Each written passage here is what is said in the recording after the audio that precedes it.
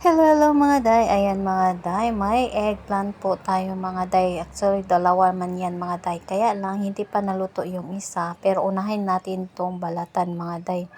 Ayan mga day, naggawa na ako ng scramble egg na nilagyan ko ng sibuyas mumbay at sibuyas dahunan mga day. Yan lang po ang ko mga day.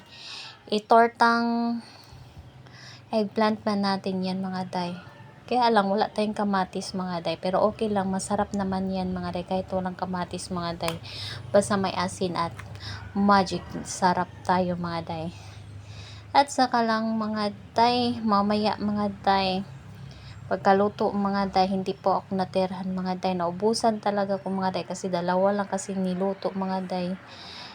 Inalmusal man day. Yan, naparami yung kain ng anak ko. Nagkain siya ng rice. Tapos palaman pa niya sa tinapay mga day. Nasarapan man mga day. Yan tuloy. Hindi po ako natirhan. Tapos, ano natin yan doon. Isagol ba? Ay, dyan ko na lang nilagay muna mga day. Kasi, di man natin ma-mix-mix yan mga day. Pag may eggplant mga day. Ayan mga day. O, tignan nyo. Ganyan lang siya.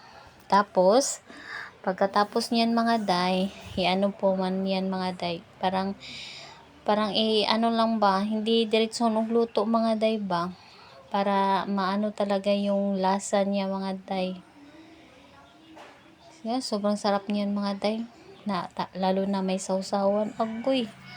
Paparami ka talaga ng kain. Kulang na lang ng tuyo mga day. Sarap din yan ipare sa tuyo. Ayan, sinalang ko na para makaano na. Sinabay ko na lang mga day para isahang luto lang mga day ba. Hindi naman yan maano mga day na kung isa-isa lang mga bitaw mga day, matagalan ka mga day. O ayan luto na. Nakaluto na, para lang siyang scramble egg ba. Masarap po yan mga day. Gustong gusto ko talaga pag ganitong mga day, eggplant. Sarap din yan pag may tayo niyan, ng kamatis ba, then tuyo, agoy, din kape mga day, ay kompleto mga day. Sobrang sarap talaga. Tapos may saging tayo mga day dyan.